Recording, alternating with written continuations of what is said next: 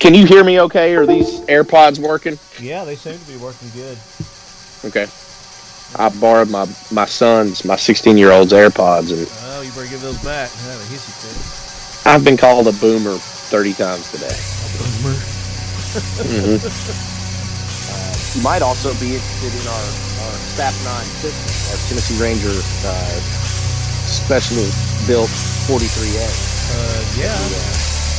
Yeah, we could go down the parts list and stuff on that. All right, let's get started here. Okay. All right, lead heads. We are back with another episode of the Talking Lead Podcast. And I am pumped for this one. I've been talking with this guy for a couple of years now, but we never have been able to hook up. And I'm going to introduce him here in just a second. But if you didn't get a chance, make sure you go back to the previous couple of episodes. I dropped two pretty much back-to-back, and it was during our AK Concepts course there in Nashville at the Royal Range, USA. We had a great turnout. There was probably somewhere between 20, 25 people that were there. We had about 15 or so students, and we had a great time. Learned a lot with the 212 training group. Jared, Kyle, and Aaron, those guys were awesome. And then our good buddy Brian Keeney from Occam Defense Solutions threw an armor's course in there just on top of everything else, just the icing on the cake. And it was very educational. So if you missed out on this opportunity with the AK Concepts, we're talking about doing another one coming up soon. And I know 212's got some other just basic defensive rifle courses that they've got scheduled. They just got one in Virginia and a couple other places. You can go to their website, 212traininggroup.com, look at their training schedule, and see if they're going to be near you. If you would like to organize one in your area of the country, get in touch with me at talkingled@gmail.com, and we could definitely make that a possibility.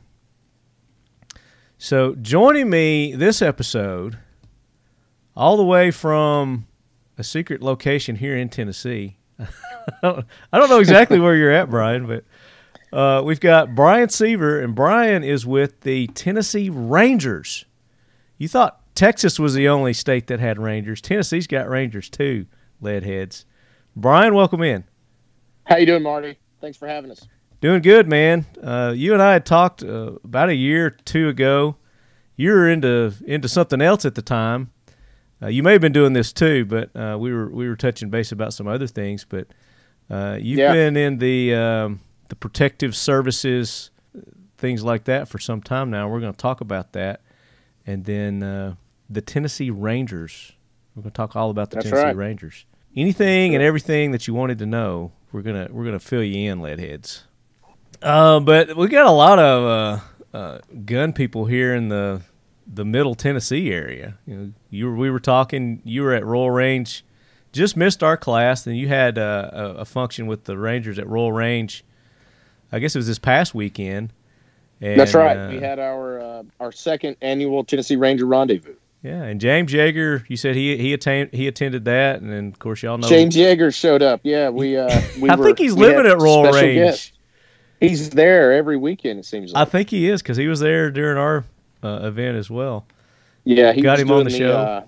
He was doing the Modern Samurai pistol course. Yeah, it sounds like a pretty good course. I wanted to get up there. I was invited to come up to that, but I wasn't able to. They say it's great. They say it's a really good program. Yeah, I'd like to check that out. High-level pistol course.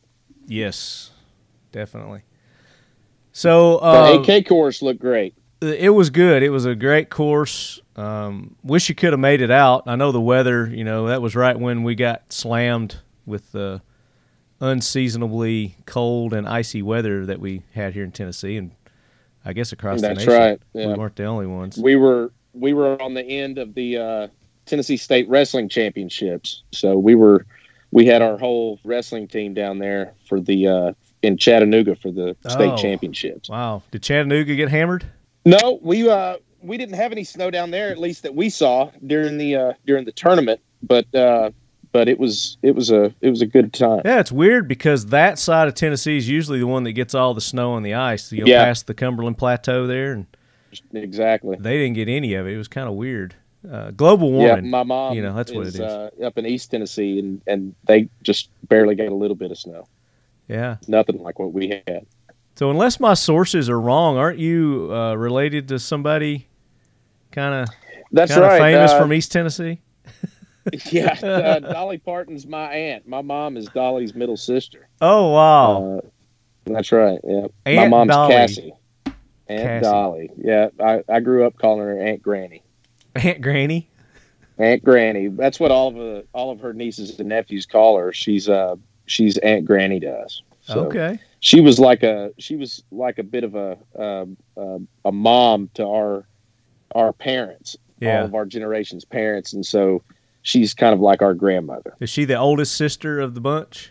She's the middle sister. She's second to the oldest sister. Okay. So she's got two boys and an older sister ahead of her. So I got you.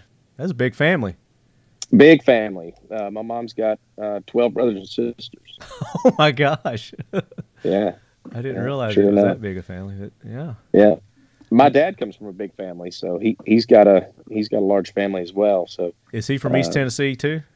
No, he's a Alabama boy. My dad's from Huntsville, Alabama. Yep. My dad grew up in Huntsville. Okay. Yeah.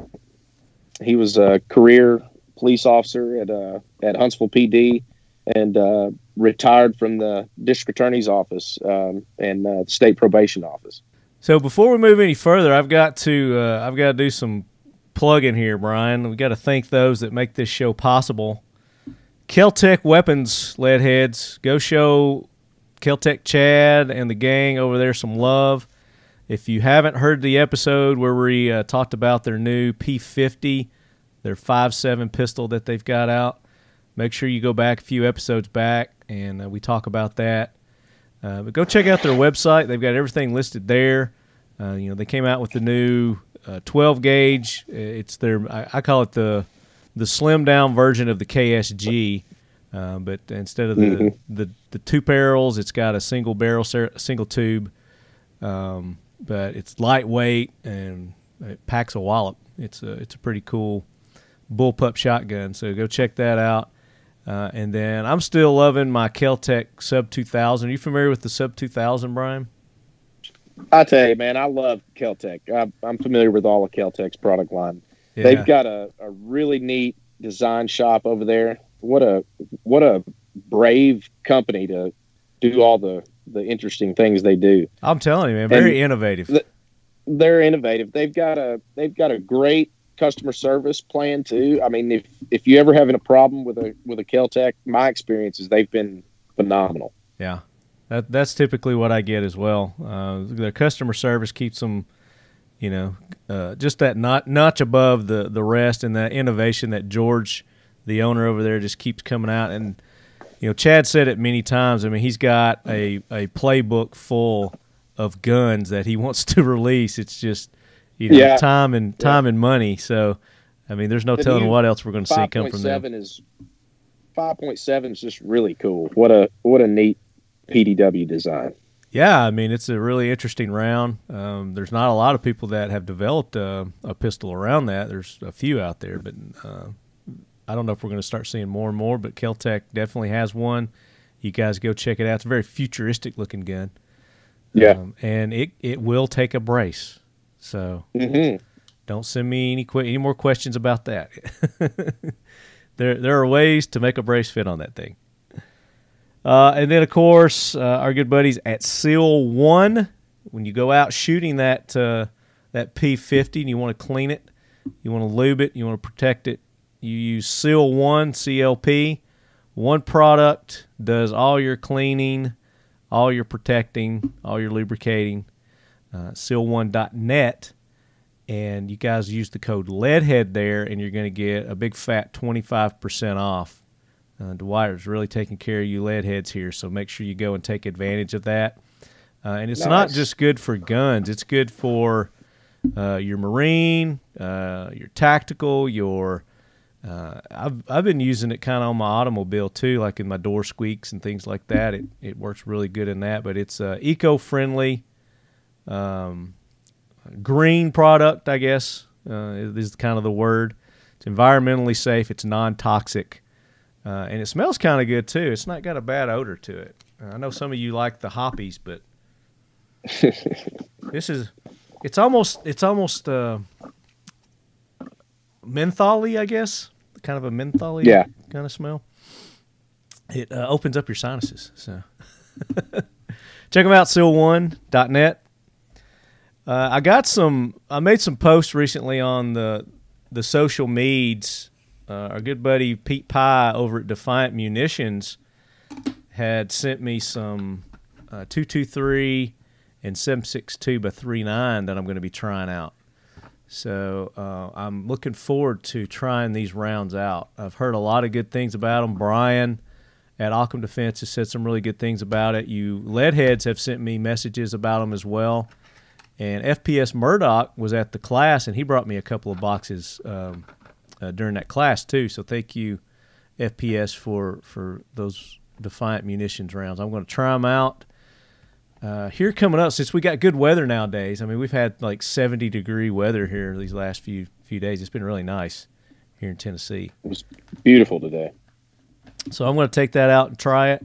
Another post that you guys saw and you went nuts over is my good buddy Nick at Geisley has hooked you lead heads up with some of their triggers. We're going to be giving those away in some upcoming episodes.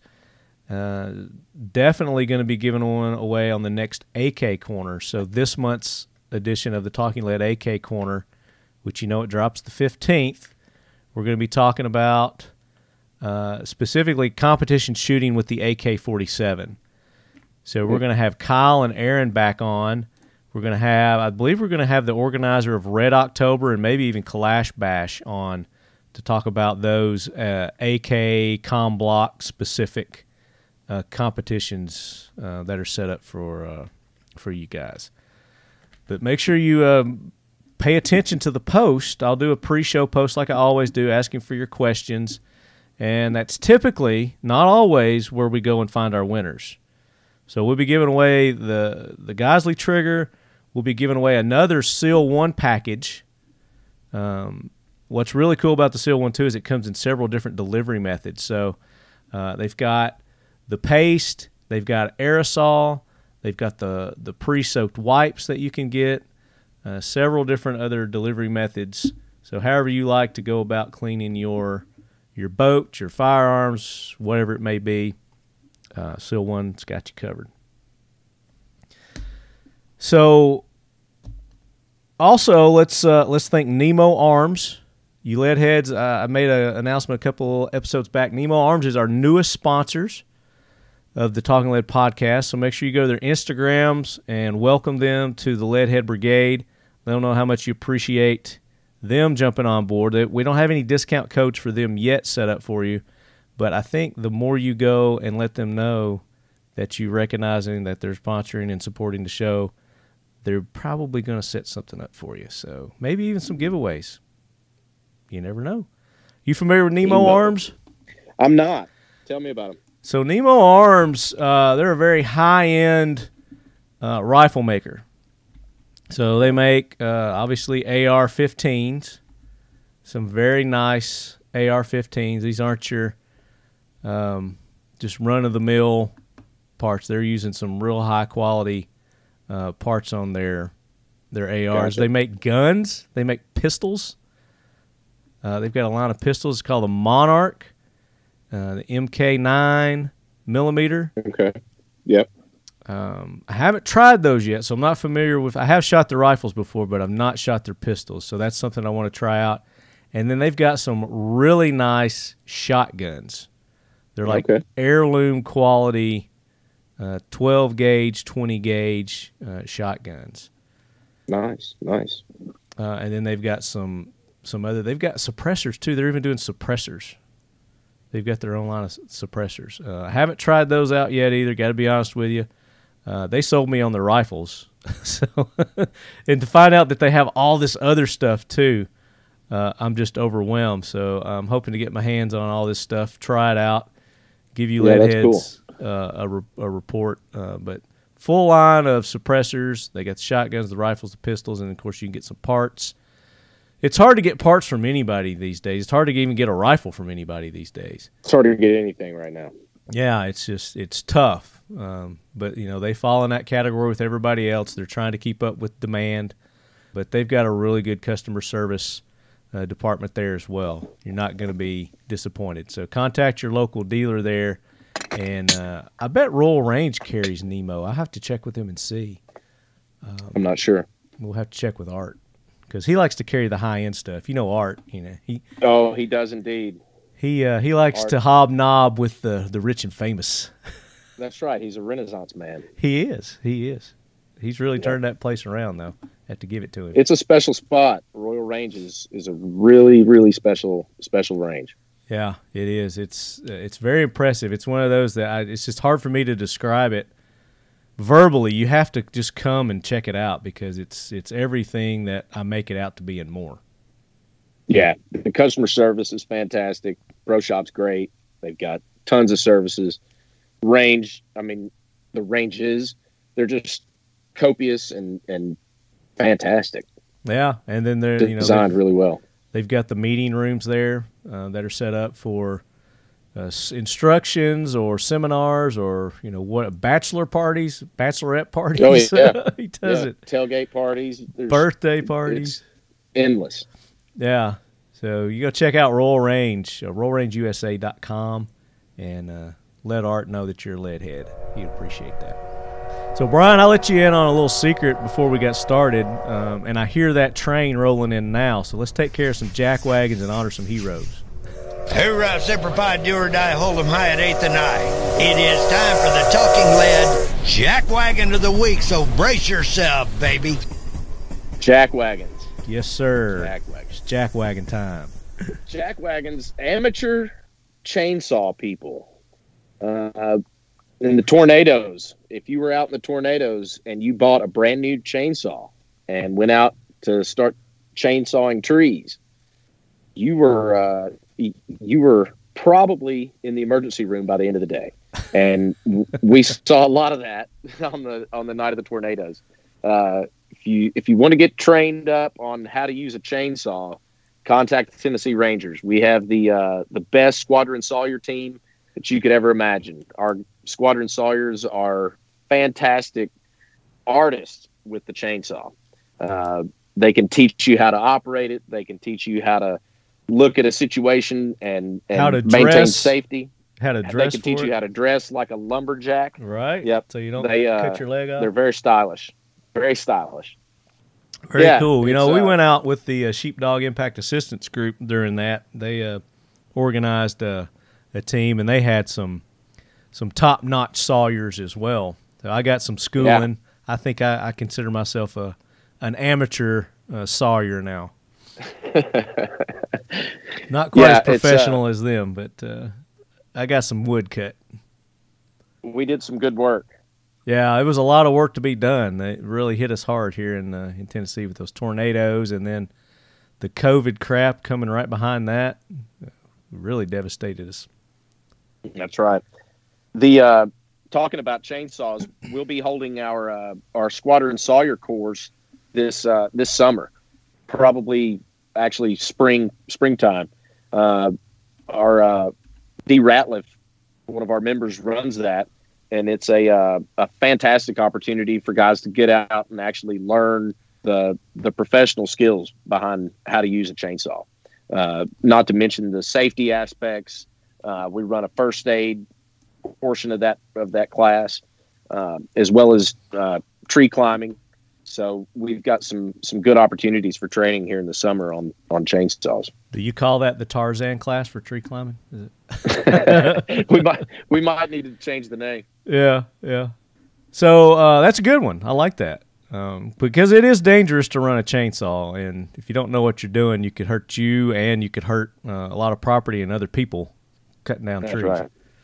It's pretty serious stuff. So my Jackwagon is a bill, and I'm sure a lot of you have heard about this HR 127 bill, the Shabika Sheik. Is it Shake? I don't know. She was one of the people that were killed during that shooting that happened in at the Santa Fe High School. Was that like 2 years ago? Yeah. A couple of years ago, like 2018 or something like that. I mean, there was like 12 or 13 or something like that killed during that. Let me read this here real quick. So she was an exchange student. She was a Pakistani exchange student. So I didn't realize that. But they've named the bill after her, which I don't know why they picked her, a Pakistani exchange student, when there were Americans that were killed also. I guess they're getting into that politically correct or playing their political card. I don't know how they're going, but the fact that they named it after her and not some of the other people that were killed as well, I don't get that. But the bill establishes a process for the licensing and registration of firearms. Shocker. It also prohibits the possession of certain ammunition and large-capacity ammunition feeding devices. It says, first, the Bureau of Alcohol, Tobacco, Firearms, and Explosives must establish a licensing system. In addition, the department, the DOJ, must establish and maintain a publicly available database of all registered firearms. So there's a database with everybody's name and address and all that stuff. They're going to make you take a psychic evaluation in addition to a background check. You got to be 21 years of age or older. And you have to have an insurance policy. You also have to have certified training course to go along with that psychological evaluation. So if you don't pass the psychological evaluation, or if you've got a prior history of mental illness, which that mental illness is a big net, it's a wide net. It also establishes additional requirements for an antique firearm display license and a military-style weapons license. The bill generally prohibits and penalizes the possession of a firearm or ammunition unless the individual complies with licensing and registration requirements. Further, it prohibits the transfer of a firearm or ammunition to an unlicensed person. So this is their, I guess, what they call the gun show loophole, because it's perfectly legal for me to meet with Bryan right now, and if he would like to buy one of mine, or if I would like to buy one of his, or we want to trade firearms, we can do that, and we don't have to have any sort of register. We don't have to go to an FFL or anything to do that, which that's the way it should be. As long as we're face-to-face and we're both residents of the state of Tennessee. Exactly. Which that's the way it should be. It should be that way. Absolutely. Even when you go to a store to buy it, you shouldn't. I mean, there should be no background checks. It's ludicrous. But the bill generally prohibits and penalizes the possession of firearms, so I read that. Finally, it generally prohibits and penalizes the possession of ammunition that is 50 caliber or greater and the possession of large-capacity ammunition feed device. So large capacity, again, what is that? They can define two could be large capacity. I mean, if they more than one could be large capacity. But what it is your Magpul D60 is on the list. All of them. Your 30 round mags are going to be on the list. Your Mission First Tactical 30 round mags, which I'm holding up my Leadhead Brigade Mission First Tactical 30 round 223 mag here, which you can go to Mission First Tactical, they're a sponsor of the show, and use code Leadhead and get 20% off anything there. But this is it's a racist, and it is targeting people with mental health. So it's discriminating against people who may or may not have mental health issues because or have ever searched out treatment for mental health. So right. What a way to limit people's want and ability to reach out for mental health. Absolutely. I was talking with Mike Sodini, who you guys know, listeners of the show. Mike Sodini started Walk the Talk America, which is an organization that is pro 2A, that is trying to bridge the gap between the mental health industry and the 2A community. And he was the one who really brought this to my attention today. And he showed this to the Mental Health of America organization. They're like one of the largest organizations dealing with mental health in our country. And they never would have seen this had it not been for the connections that he has in that organization. So he sent it to them, and they were just like, no, this is wrong. So they got on the phone right then and there, the Mental Health of America, and they started, calling the people that were behind this. I think it was introduced by, who was this introduced by? Sheila. This is Jackson. Sheila Jackson. Yeah, Sheila Jackson. She's a Democrat from Texas.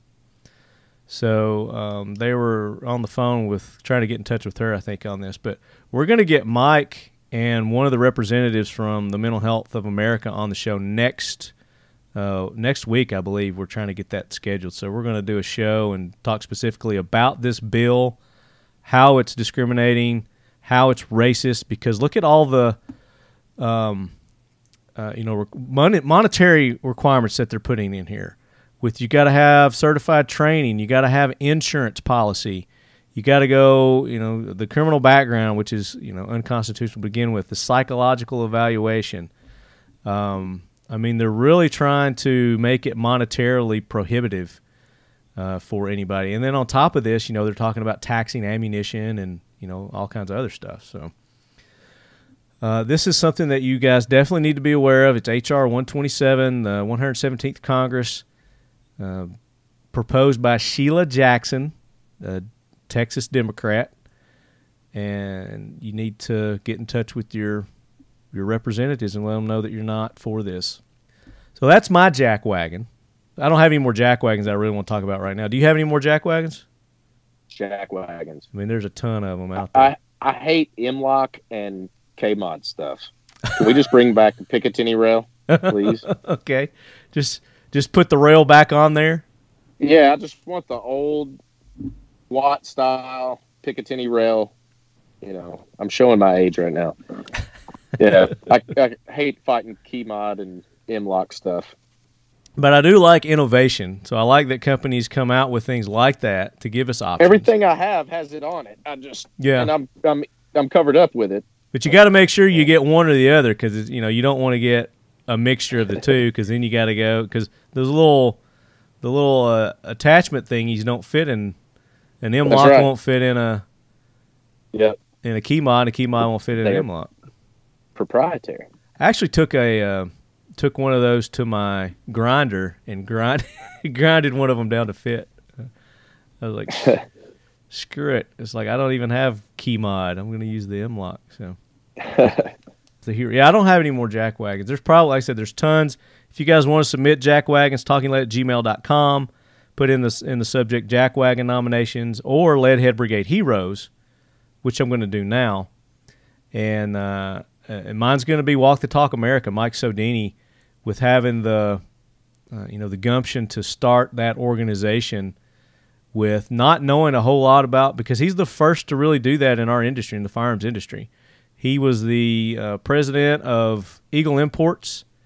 He sold his interest in Eagle Imports and started doing this full time with Walk the Talk America. So this is his passion. And in the few years that he started this and doing this, he's really making some good headway. And like I said, we're going to get him on. Probably next couple of episodes, we'll have him on, and we'll get an update on where they are and what all they've been doing. So looking forward to that episode. What about you, Brian? Who's your heroes? Heroes. I got to say, Royal Range has been fantastic organization, like we were talking about. The 511 store, outstanding. So tell me about the 511 store. They opened a few years ago here in Nashville, and I haven't been there yet. Haven't visited. I got an invitation. They've got the full line. They've got all of the 511 gear, bags, clothing, etc. Anything 511, they've got it. So go check them out. Dalen Savage is the man over there. tell them Tennessee Rangers sent you. There you go. Any more heroes? Heroes. Tennessee Rangers. The Tennessee Rangers, and we're going to talk about the Tennessee Rangers. That's we right. want to find out all about them. I'm going to go through our mailbox here real quick just to make sure I'm not missing any of the lead heads. Let's see. This is Joe. Joe says, great podcast, thanks. Dear Talking Lead, I just found your podcast and tried to write you from your site. And a lot of people do that, so don't try to contact me through the website because that's like the very last place that I look. I don't go to those, and they don't get forwarded to me. So talkingled@gmail.com if you want to get in touch with me. But I don't know if it got through. It probably didn't. Anyway, I enjoyed your show, TLP 388, and I'll be listening to more of them. Which 388, I haven't done a 388 yet. So, he must be from the future. That's odd. 388. 388, yeah. Because this is going to be like 387. Oh, 338. 338. I misread that. So let's go back to 338 because it takes me a minute to remember. That's been a while back. Yeah, I'm on the list here. If you're going to reference a podcast, reference what it was about too. It's sub 6 pound 308 rifles, electronic triggers. Was that a SHOT Show episode? Looks that way. You're in front of a barn door. A barn door. a wooden barn door. Yeah, that was the booth. Buck Knives. Buck Knives was hosting us during that show.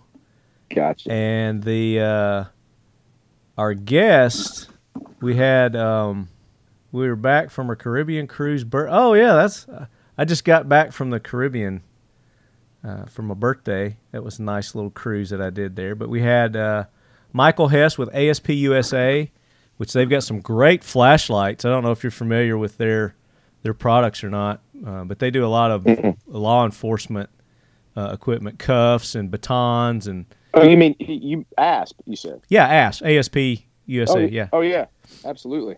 Yeah, got a ton of Asp stuff. So I've been using their flashlights. They've got some dual fuel flashlights that I've really been enjoying over the last few years. Michael's hooked me up, and I've been testing them out. The Spectrum DF is the most recent one that I've been using. It gives the ability to do red, green, or blue light, or flashing light as your secondary, your double click. So you can set that up to whichever one of those that you want, or you can go through and then you just cycle through them and get whichever one you want. But I love the dual fuel ability on that to be able to plug it into one of these chargers and charge it, or just throw a regular Energizer in there and run with it too. Have those as backups. Really good flashlights. And they've got a discount code set up for you leadheads too.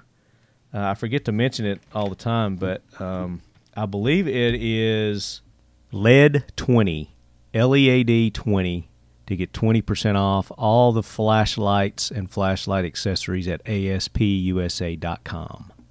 But we had Keith Garcia on, and Frank DeSoma, the late great Frank DeSoma of Patriot Ordnance Factory. He passed away last year. Unfortunately, another great innovator in our industry. But they had just come out with their 308 that was under 6 pounds. Really, really nice 308. I got to shoot that during range day. And then we had U.S. Arms Company. They have the electronic trigger. And it was interesting. I haven't tried it out other than them bringing it by there and just kind of showing it to me, but it was pretty innovative. I think they're a Tennessee company too. I think U.S. Arms is out of Tennessee, if I'm not mistaken. Electronic trigger. Yeah. Does it take batteries?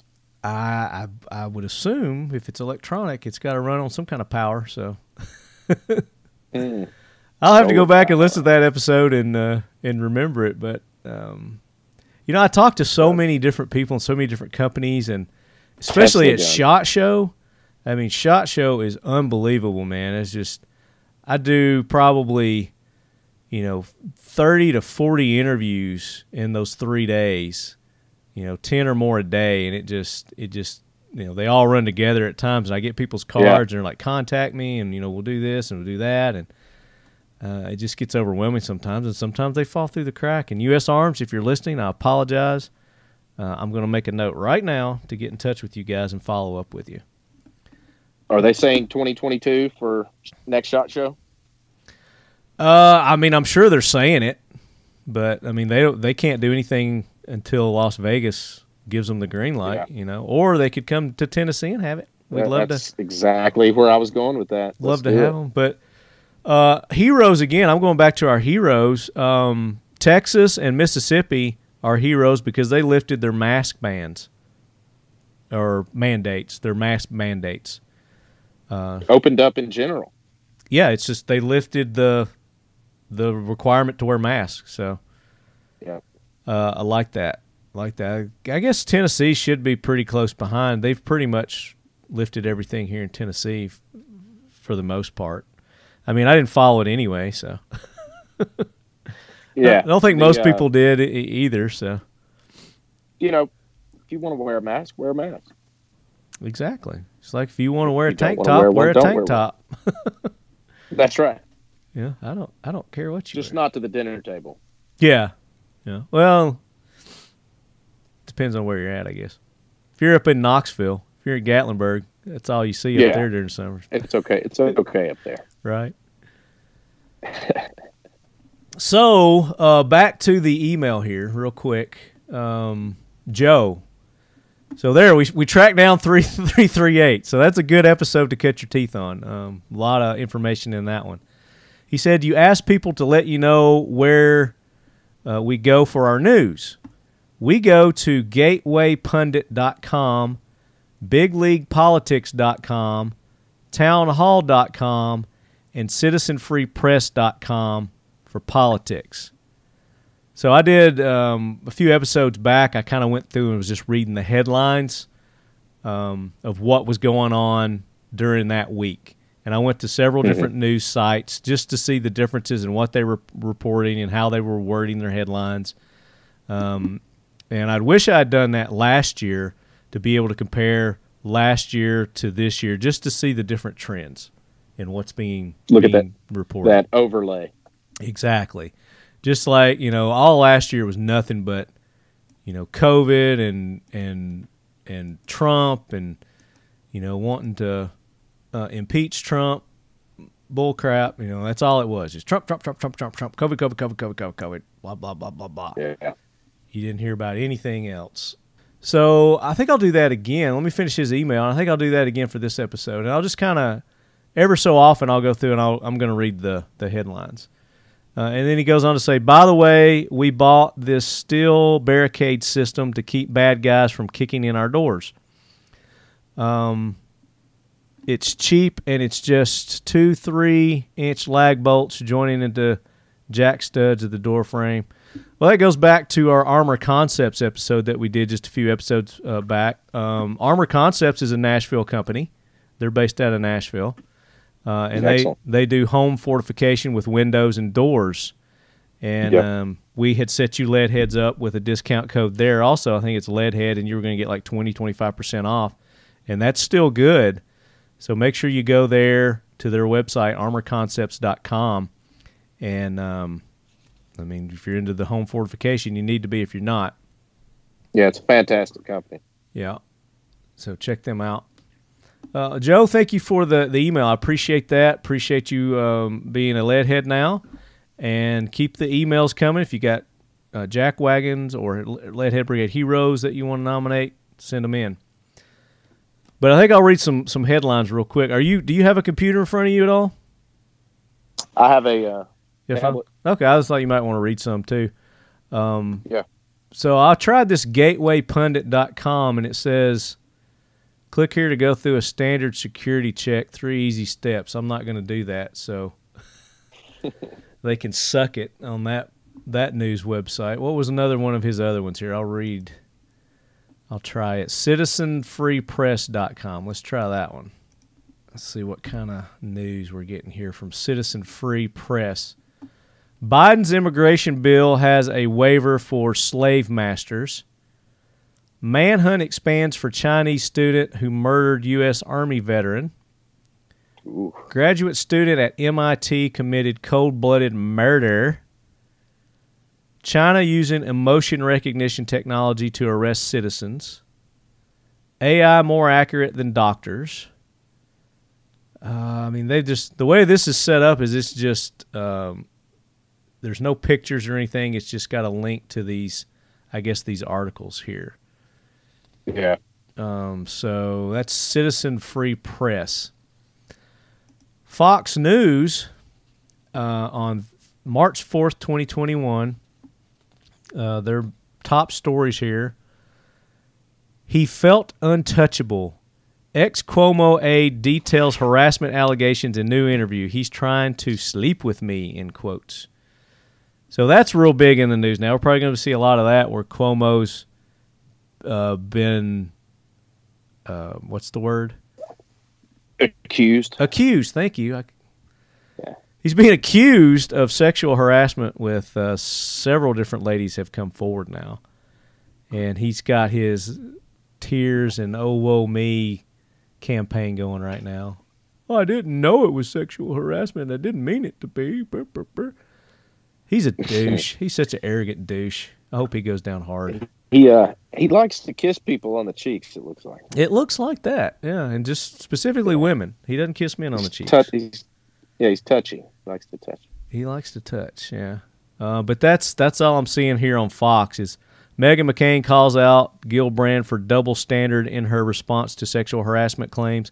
Cuomo won't be getting Emmy for apology performance. Hannity slams mainstream media as unethical, says Andrew Cuomo would have been under fire long ago. So this is the right trying to bring down Cuomo. Texas Lieutenant Governor slams Biden's Neanderthal thinking comment on lifting COVID restrictions. Rubio trolls Biden over Neanderthal comment. I just saw an article today that said that Neanderthals could actually speak human language. Okay. I don't know how they know maybe that. Maybe Neanderthals are smarter than we thought. They probably were. See, Fox obtains draft recommendations from Capitol Riot Task Force led by Lieutenant General Russell Honore. Kamala Harris casts tie-breaking vote to launch debate over $1.9 trillion COVID-19 bill. Here are some books canceled by Amazon. There's an article there about Amazon, I guess, blackballing some books. But that's kind of the headlines there we're getting from Fox. Let's go to CNN. We'll go to the other side of the spectrum. Let's see. Trending Meghan interview. Justice Amy Coney Barrett's first majority written opinion limits reach of FOIA. Supreme Court deals blow to undocumented immigrants challenging deportations. Federal investigators are examining communications between U.S. lawmakers and Capitol rioters. They're still on that. Where were they when all the riots were going on in our cities across the nation, the murders and the destruction and all that? Well, they're still going on. Portland is riddled with violence right now. Still rioting. And what are they mad about now? I'm not sure. What do they have to be mad about now? Oh my gosh, it's ridiculous. They have great food trucks in Portland. Yeah. Here's one that says, it's too soon. Business owners react to Texas lifting mask mandate. Business owners. Why would they? They're the ones who it's affecting. But again, this is CNN, so here you go. You're going to hear their side of things. Ready, nervous, feeling alone. Texas business owners are responding to Governor Greg Abbott's decision on mask. Two political truths Biden can't ignore. Fauci, America shouldn't loosen COVID-19 restrictions until daily new cases hit this mark. California to reserve 40% of vaccine doses for underserved communities. So they're talking about the COVID stuff here. That's their big. They're trying to keep the COVID alive. Is kind of the trend I'm seeing here.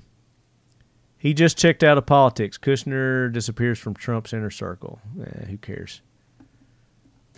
And then if I go DuckDuckGo, which I think I used them last time, DuckDuckGo just pulls the top stories, I guess, from all the major sources, ABC, Reuters, Yahoo, Washington Post.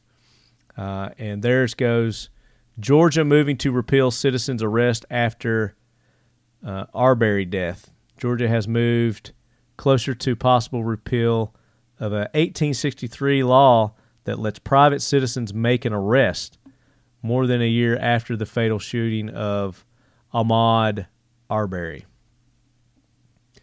Update 1, this is from Reuters. Update 1, Japan to extend Tokyo area state of emergency to March 21st. Yahoo, QAnon shaman says he stormed Capitol to bring God back into the Senate. The man known as the QAnon shaman said he was only trying to spread good vibes and the word of God when he broke into the Capitol and even stopped a brazen thief from swiping muffins from the break room. Okay. The Washington Post, UN finds soaring poverty and virus hit Latin America. There's another Reuters after record COVID-19 deaths. Bolsonaro tells Brazilians to stop whining and move on in the latest remarks, attacking distance measures and downplaying the gravity of the pandemic. California police officer find 4-foot crocodile while searching for drugs at man's waterfront home. See, these are the kind of headlines I want to read. This is on People on MSN.com. So I would click on that and read that. There's a earthquake triggers a tsunami warning. This is CNN on MSN.com. New Zealand 8.1 magnitude earthquake. Then it's got Washington Post, USA Today. Man charged after employee finds 6 pounds of meth while cleaning a motel. I saw that Ashley Babbitt's family just released their first press release. And tell us who Ashley Babbitt is. That's the lady that was shot at the Capitol. Okay. So they just now did a release on that, a statement? Mm-hmm. Yeah. How do you know what it said? I don't. It was on Gateway Pundit. When you mentioned Gateway Pundit, I looked at it. Okay. Yeah. Because none of these are mentioning it. None of these that I have read so far have mentioned that. Let's see. Businesses bid to enforce COVID safety rules, stymied by Texas governor decision to scrap Well, that's their individual rights. If they want to do that, they can do that. He's just saying it's not a state mandate now. Yeah. As an individual business, you can do that. So don't get butthurt over it. You know, if people get pissed because you're doing it and you lose business, then that's on you. That's the market. Right? Exactly. Let's see. Capitol Police request extension of National Guard to protect Congress. Bunch of sissies. Marsha Blackburn, here's your girl, defends Neanderthals following Biden criticism. Neanderthals again. She's a Tennessean. Oh, Marsha Blackburn. Marsha Blackburn. When Marsha went to Arizona, our friends at the Arizona Rangers handled the liaison for her security. Oh, nice. Very good. So those are the headlines there, Leadheads. You kind of see the trends that's going on at this point in our lives. Still a lot of COVID debate going on. A lot of political bullshit that I don't really care about. I ran across an alligator article while you were gone, while you're going to pee, and I was like, alligator article. That's what I want to read. Yeah, like somebody found an alligator in their swimming pool. You know, that's the kind of stories I want to read. Wasn't in Tennessee, was it? No. It was. I don't remember where it was. We might get alligators in the next few years. We when I was growing up, we didn't have armadillos at all. Oh, I know. And armadillos are all now over the we're place. eat up with them. They're everywhere. So we might get some gators here in a few and years. hogs too. We didn't have that many hogs either. Now hogs are starting to flood Tennessee as well, which I kind of like because I like shooting hogs. Hunting opportunities, right? That's the way I'm looking at it. But they can do a lot of damage, though. They can, and they've made it. When they are legal to hunt, people tend to release them into the woods. Yeah. And create feral hogs, which is a big problem. Yeah, and I think that's why we've got them. Yeah, because people have been doing that. So those are the headlines. That's our planes and trains segment. If you've got a hero, you've got a jackwagon you want to submit, talkinglet@gmail.com, send those to me, and I'll read those on the air. Most of the times. Sometimes they escape me. But we want to talk another hero. Yeah, another hero. The Pipe Hitters Union Motorcycle Club. Pipe Hitters Union Motorcycle Club. Okay, those guys are great. They do a lot of really good work for folks around town. It's a veterans organization, and they're phenomenal. They do great charity work. Check them out. Oh, here's definitely a jackwagon that we need to take care of real quick.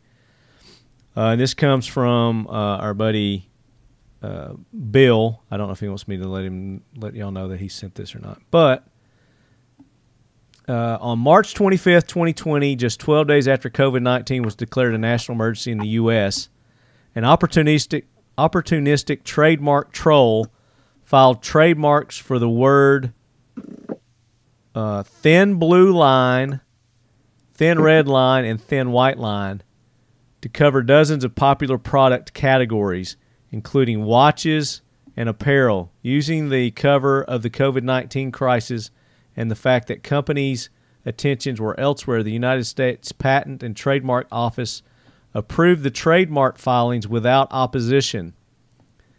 This is shocking, as countless companies across the U.S. were already using these word marks for those same product categories. This individual is now attempting to extort companies for fees.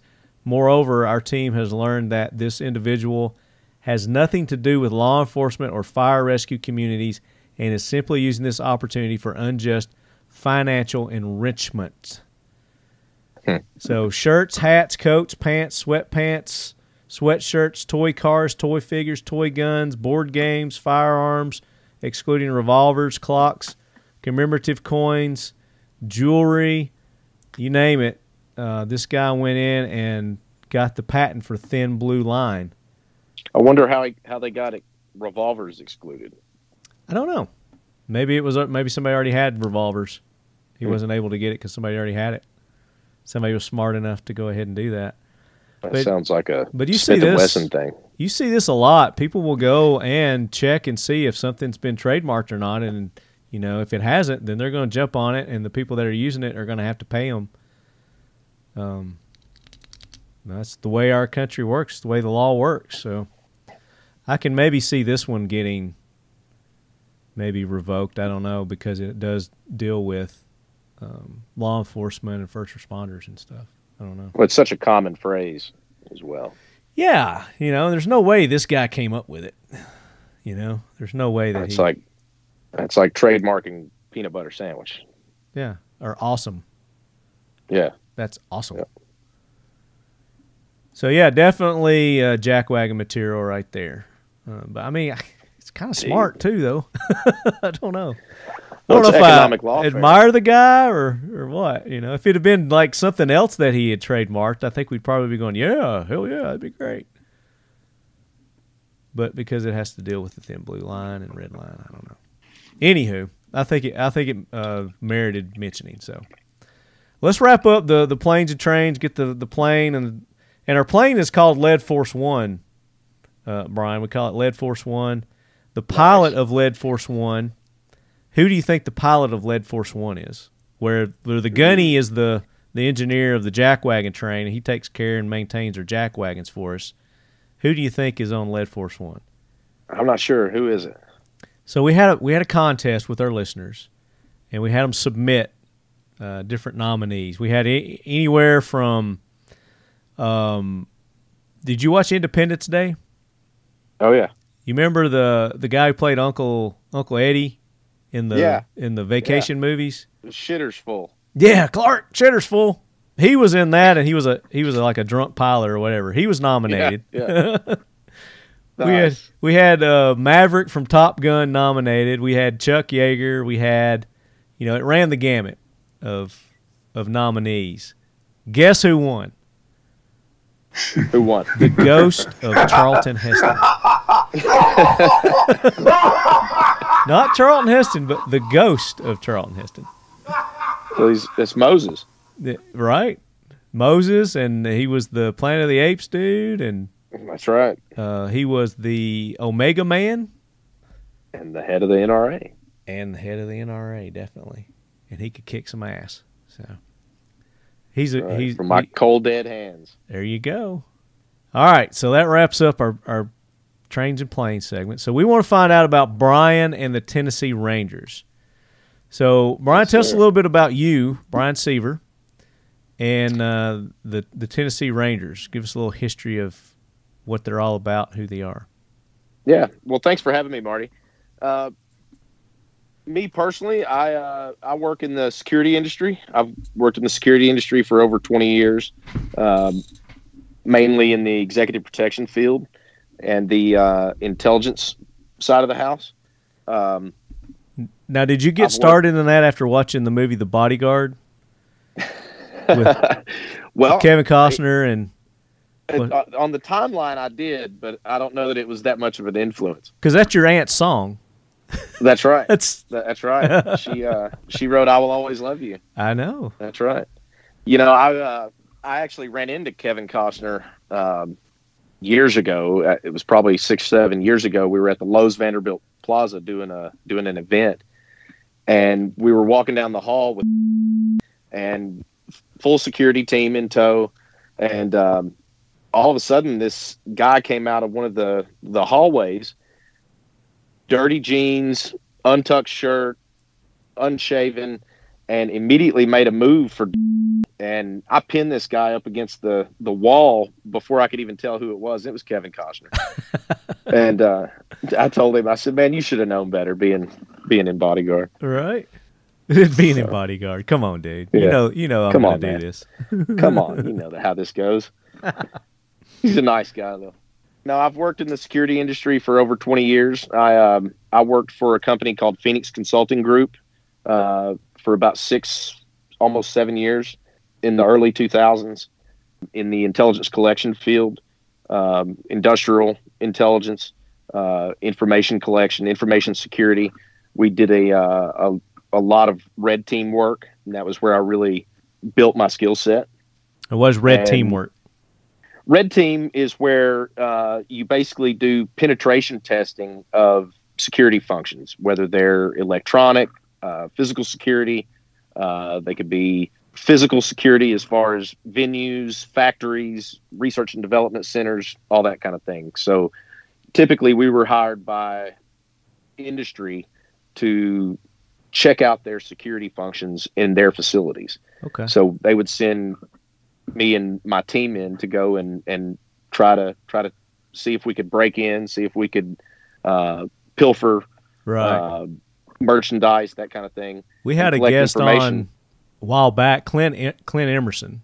I don't know if you're familiar with Clint or not. Yep. Former Special Forces dude.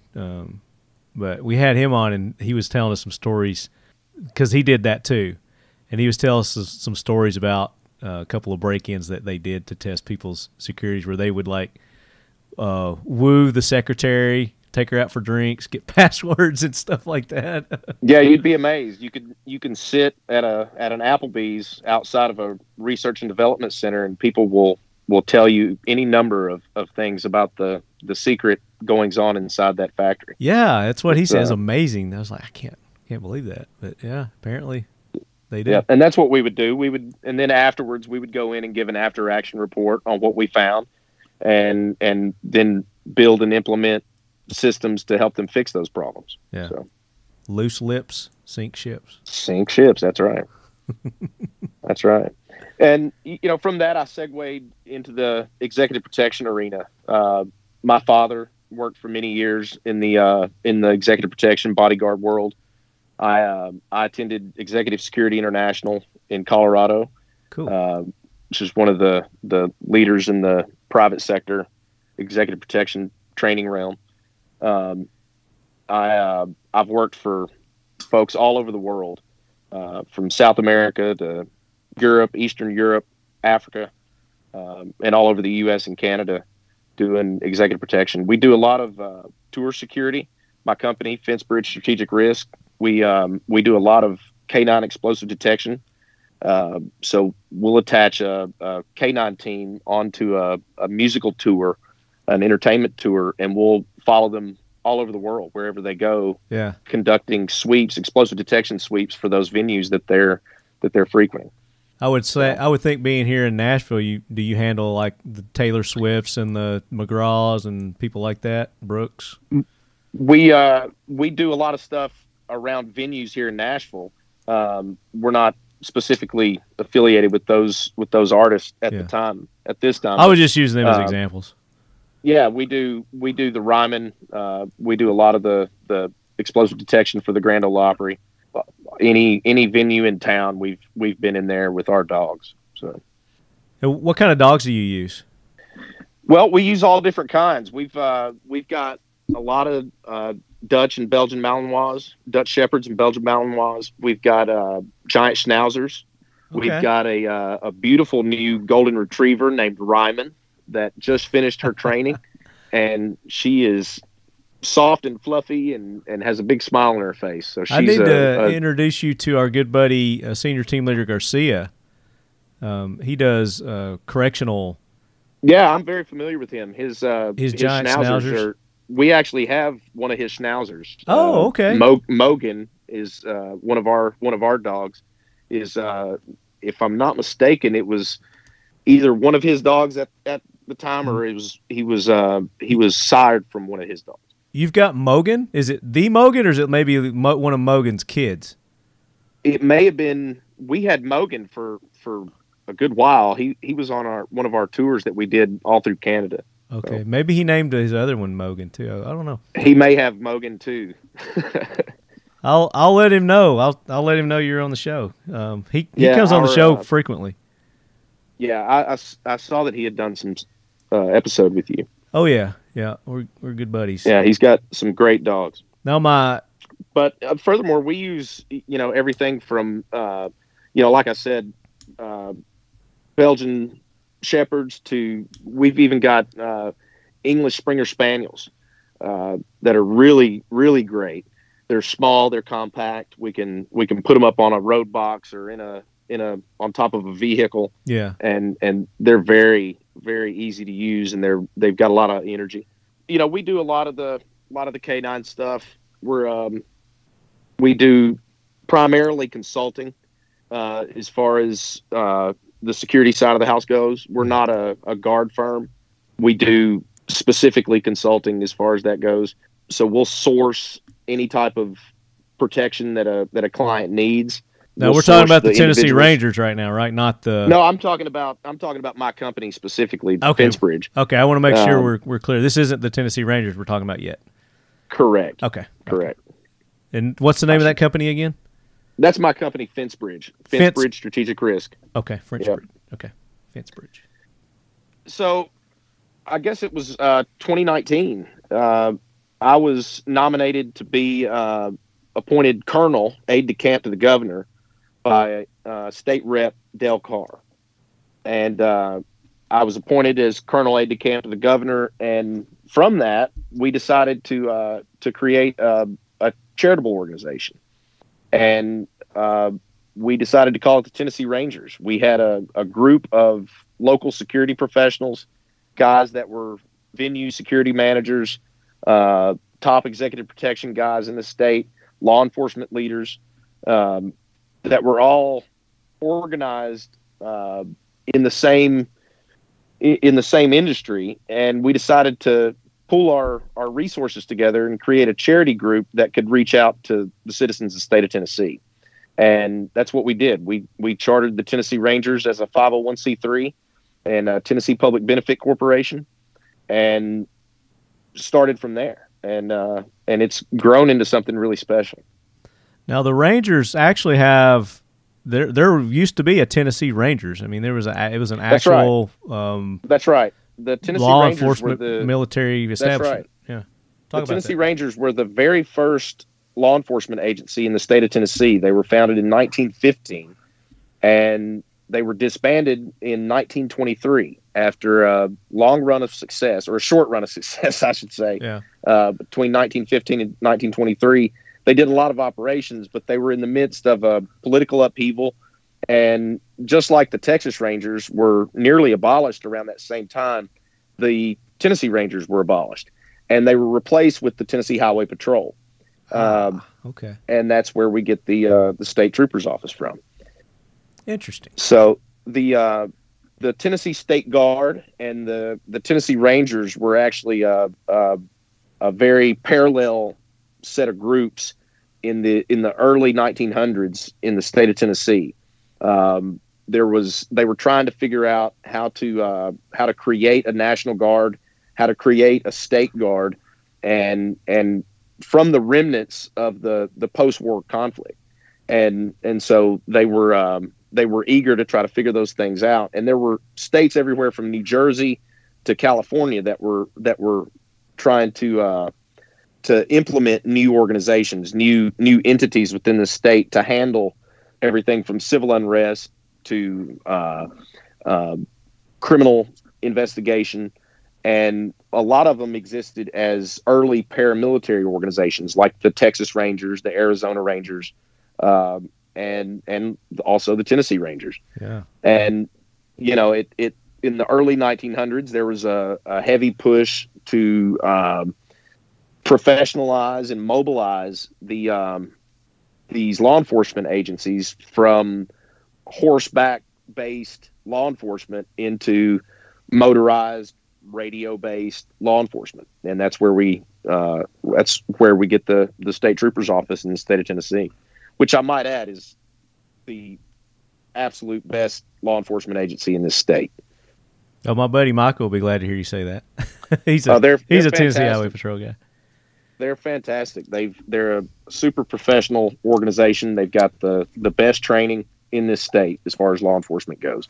Yeah. I can't speak highly enough of it. Yeah. So you guys, you took the Tennessee Rangers for your nonprofit organization. Took that name. Talk about what it is that you guys offer as an organization. Yeah. So the Tennessee Rangers are designed to provide charitable outreach to the state, to citizens of the state, but we're also there to provide specialist services to law enforcement agencies all throughout the state, whether they be local, county, city, or even federal law enforcement agencies. We can provide specialist subject matter experts that can come in, and whether it be on an investigative level, we can provide man trackers, we can provide technical scuba divers, pilots that are either post-certified or have specialty skill sets that don't actually exist in those agencies. So that's something that we've been doing over the last year with organizations as far as search and rescue, man tracking, where we'll go out and actually assist local organizations, local entities. When you say man tracking, is that like fugitive recovery type stuff? It could be fugitive recovery, but more likely what we would be looking at is a missing person. Okay, I got you. An Alzheimer's patient that's gone missing, or a missing child. It happens constantly in the state. Do you get involved with the trafficking, the child trafficking, human trafficking? We actually, our Upper Cumberland troop has a whole section devoted to that. And on the investigative side of the house, we've got numerous private investigators that are members of our organization. Our Upper Cumberland troop is staffed with some really expert investigators that have been working on that front.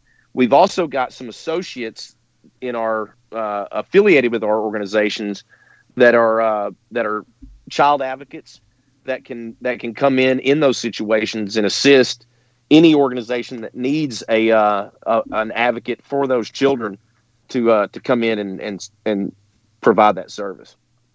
So, when you get involved with something like that, how do you work with the law enforcement organizations? I mean, you come in as a consultant type thing, but do they default to you guys for maybe the specialty that you're providing at that point, or how does that work? That's exactly right. So we work really hard to provide outreach to those law enforcement entities, just by virtue of our network.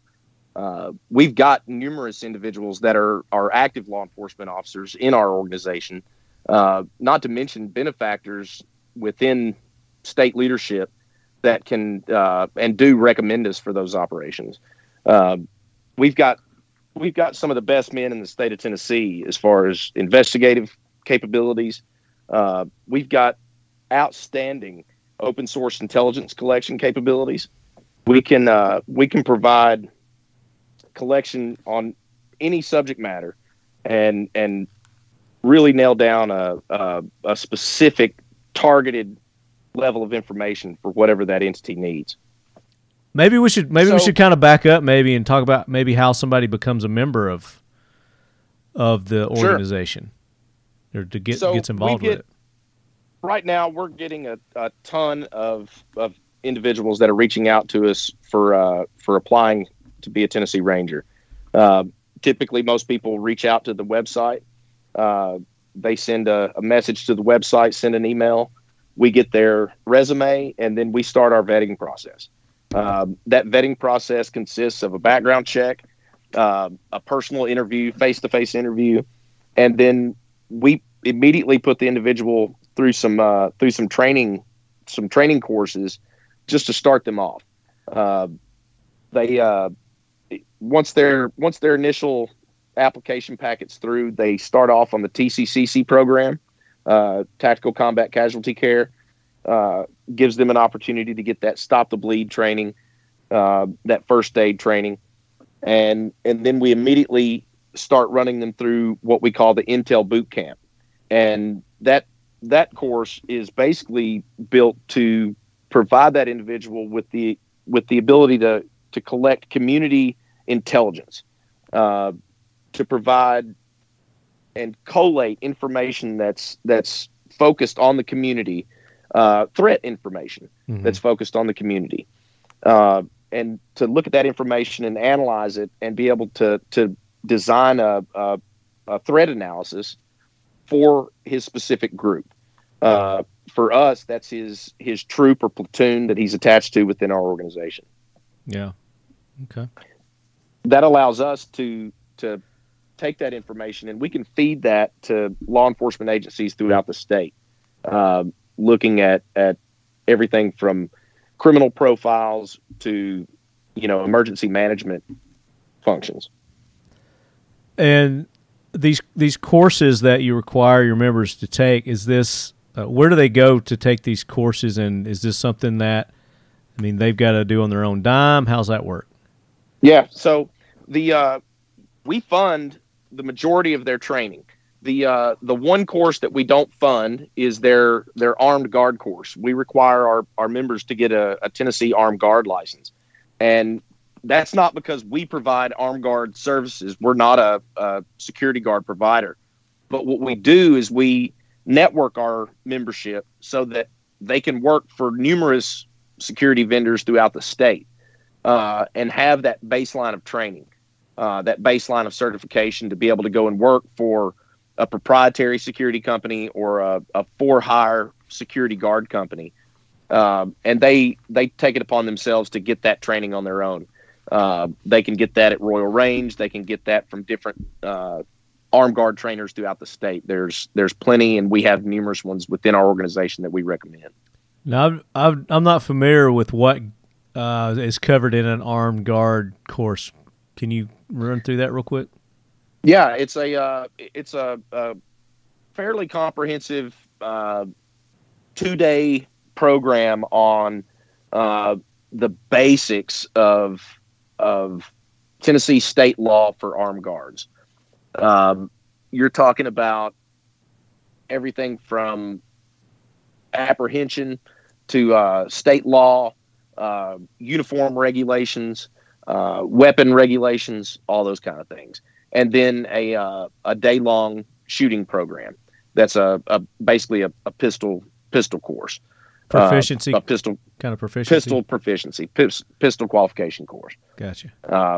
And different instructors teach it different ways. We've got some that are in our organization that have a more comprehensive approach to it. And that's one of the other reasons that we have the other aspects of the training portions, is that it's not just that armed guard course by any means. That's simply a qualification that we require them to have. Yeah. Members that are in the organization that are post certified, that are certified law enforcement officers, we don't have them do the armed guard course, just by virtue of the fact that they have the same ability to work in the security industry with their law enforcement credential. Yeah. So you were telling me off air that you guys have a Sap pistol, a special application pistol. Yeah. Talk about that. So our friends at Nashville Plow Works designed our special application pistol, the Tennessee Ranger Sap Pistol. And we based it on a Glock 43X, and we gave it the full rundown. I'll give you a list of what we did to it. Yeah, let's hear this. So, and who are the people? Tennessee Plow Company? It's called Nashville Plow Works. Nashville Plow Works. So do they do farming? Yep. Negative. Nashville Plow Works was actually one of the most prolific armories prior to and during the Civil War. And I did they made not all know of that. Okay. All of the swords and numerous firearms for both the Union and Confederate side. So they made swords. They did indeed. But Nashville Plowworks .com of today, they specialize in NFA items, specialty firearms, all types of accessories. They carry a full line of really high-end items. They carry the mod lights. They carry the Zafiri, all the Zafiri line. Okay. Yeah, I'm on their website right now. I did not know that they existed. So this is in Nashville, huh? Actually, Nashville Plow Works is in Madison, Alabama. Oh, okay. Yeah, oddly enough, that's where their shop is. So, gotcha. The Tennessee Ranger Special Application Pistol is a Glock 43X base gun. It's got a Glock factory 43X frame.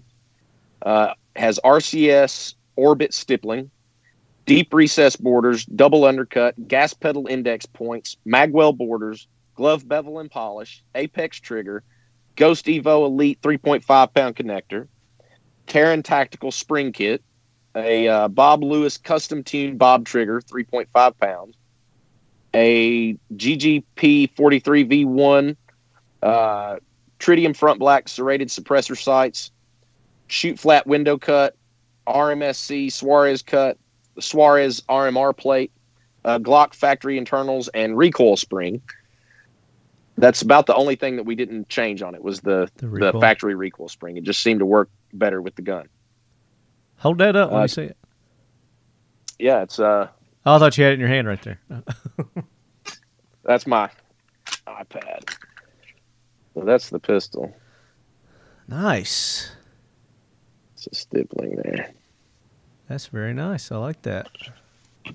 It's got shoot flat porting, Zafiri match grade barrel, crowned and flushed, black nitrided, Shield Arms magazine, which is really cool. That's a 15 round Shield Arms magazine. Trigicon RMR Glock 43X frame, and that's it. Now, is this issued to the members after they get qualified? Negative. Negative. They have to buy that one on their own. Yeah, I'll bet, and that's probably carries a nice little price tag with it, I'm sure. It does indeed. Yeah, that's nice. Yeah, that was a bit of an experiment that we kind of challenged Nashville Plow Works to put the best concealed carry pistol that we could put together, and the most advanced concealed carry pistol. Why did you pick the single stack versus a double stack? Well, really liked the way it fit. I mean, it conceals really well, and the addition of that Shield Arms magazine, which is kind of a double stack mag. Are you familiar with it? I'm not. So the Shield magazine is a steel Glock 43X double stack mag that fits in the single stack 43X. Huh. Okay. And it's the one thing you have to change out. You have to change out the mag release and put a steel mag release on it, because the metal magazine will chew up your plastic mag release. Right. So it's kind of a 2-part switch, but it really increases the capability of that 43X. Yeah, it does. That's awesome. Yeah, it's slick. We've really enjoyed it. So you basically just convert it to a double stack at that point. Yeah, exactly. Yeah. And you still retain that thin, slim profile. Right. Very cool. That's awesome. I like that. So let's talk about the air wing portion of the Tennessee Rangers. Yeah. The Tennessee Ranger Air Wing. We will source the funding and provide the logistics and even source the aircraft to fly any child in the state of Tennessee, anywhere in the world, for medical treatment. So if that child has medical apparatus that can't fit or can't go onto a regular commercial aircraft, we will source the private aircraft to get that child where they need to go. We have the ability within our organization, by virtue of our aeronautics staff, to provide those kind of logistics and do that kind of sourcing. How often have you provided that service? We've over the last 2 years, we've done it twice, and that was really the impetus for the creation of the Tennessee Rangers. We had, by virtue of the fact that we work in the executive protection industry and we're working on private jets all the time with different clients, we got approached with that kind of thing periodically over the last few years. And it became the kind of thing where we realized we needed a vehicle to be able to manage that. And that's where it came from. Okay. Now, do you have to reside in Tennessee to be a member of the Tennessee Rangers? Well, we prefer it. Yeah, for sure. Just by virtue of needing our members to be available for emergency call-outs, for natural disasters, for training, and for fellowship. Yeah. We've got some members in the North Alabama area and in the Southern Kentucky area, and but we really endorse our folks to be residents of Tennessee. You don't have to be born here. You don't have to be a native of Tennessee, but we like everybody to reside here for sure. Yeah, it makes sense, but it also makes sense to have connections out there. That's right. We actually have a. I'm sorry. I said nationwide. Yeah, we've had wonderful liaison with the Arizona Rangers. The Arizona Rangers were a big influence for how we started, and their charter is very similar to ours. They're a 501c3. They're organized very similarly to us. They've been around longer, and they've had much success for a good while. And they've been very gracious with assisting us in setting up, and we have really had good friendship with the Arizona Rangers. Yeah. Now, are they a nonprofit also? They're a nonprofit. Okay. There's a few organizations in the country that are ranger units, so to speak, ranger formations that are nonprofits. You've got the Arizona Rangers, you've got the New Mexico Mounted Patrol, you've got the Colorado Rangers, the California Rangers, which does a lot of equestrian outreach for children. And then you've got the and then you've got the Tennessee Rangers. In the last year, we've gotten a lot of requests from folks in other states that are interested in starting their own Ranger formations, their own Ranger programs, and we look forward to helping them. If they want to see how we did it and how we set up, we'd be happy to reach out to them and help them in any way we can. Now it's time for the Talking Lead Facts to fight the myths. So differentiate what sets you apart from a militia. Yeah, so a militia is something that's been around since the very beginning of this nation, and we still have numerous functions within the states and within the United States to fulfill that militia role, and the Tennessee Rangers are not a militia. We are an auxiliary constabulary, meaning we are a volunteer group of individuals that have specialty skill sets, both in the security arena, the law enforcement arena, and the emergency management arena, public safety arenas. We are a humanitarian aid organization, not a militia. We have no intention of being involved in any sort of partisan politics. That's not what we do. And our main focus is the citizens of Tennessee. We have done amazing things in this state just by virtue of having that volunteer spirit, that exists throughout Tennessee. And so that's something that's really special about our organization, is that specific volunteer spirit. Tennessee, the volunteer state. That's right. Just wanted to clarify that you guys are not a militia, so in case anybody's got a misconception about that. But it sounds like you guys do a lot of, charitable type work. So when these... Plus, we're out... We assist churches with creating security plans. We'll go in and consult with any church in the state to provide them with a comprehensive security plan, and assist their in-house parishioners with creating that function within the church. So we can come in with really good specialists for any church in the state. What about schools? Do you do that for schools? We would, absolutely. We haven't over the last year. Yeah. We're a new organization. We chartered in 2019. Okay. And as soon as we built the organization, we had our first rendezvous, and we had our big feast at the Palm Restaurant downtown. Nice. And it was wonderful. And then thanks for the invite. We broke away for a few weeks and a month or so, and then bam, the tornadoes hit. And it was a real trial by fire for us. We immediately deployed. We were absolutely the very first folks out in the field conducting search and rescue.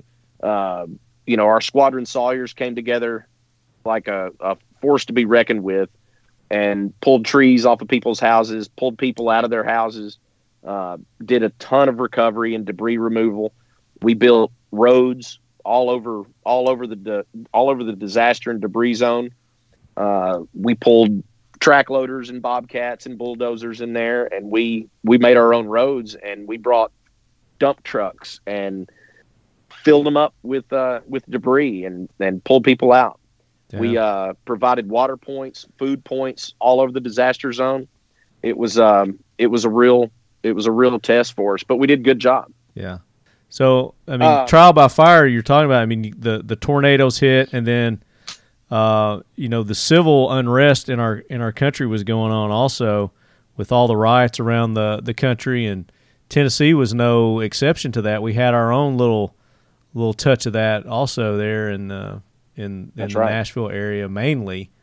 Did you guys get involved with any of that at all? We did. We conducted what's called a battle track of the entire civil unrest that occurred over the summer, and there were numerous instances. There was the one big one, but what we did was collect open source information on what was going to happen and what the activities were that were going on throughout the city, in Nashville specifically. Yeah. We basically looked at everything from traffic cams to Twitter feeds to chat rooms. We looked at all sources and built a threat analysis plan together, and we disseminated that plan to local law enforcement agencies, and they were able to respond to it. Nice. They acted on our collection and did good work, and I think that was one of the things that really. Now, did you guys do that of your own volition, or did you get a request to help out with that? Well, I tell you, we've got numerous members within the organization that are venue security managers, venue security directors, heads of security for some of the biggest venues in Nashville. Yeah. You know, they're providing estate security. They're providing property security for these places downtown that were affected.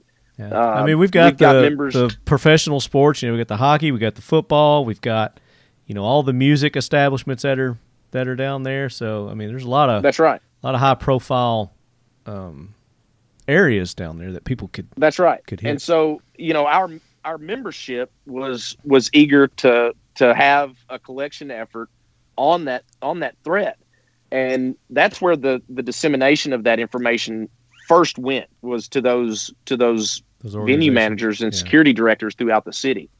And, you know, from that, we were able to collect even more information by virtue of our people on the ground. And, you know, that allowed us to disseminate that information to state leaders, law enforcement leaders, and public safety leaders in the state. And I think it did a wonderful thing to limit the amount of damage that we had in Nashville. Yeah. I think comparatively speaking, yeah, definitely. We weren't hit as hard as some of these other places.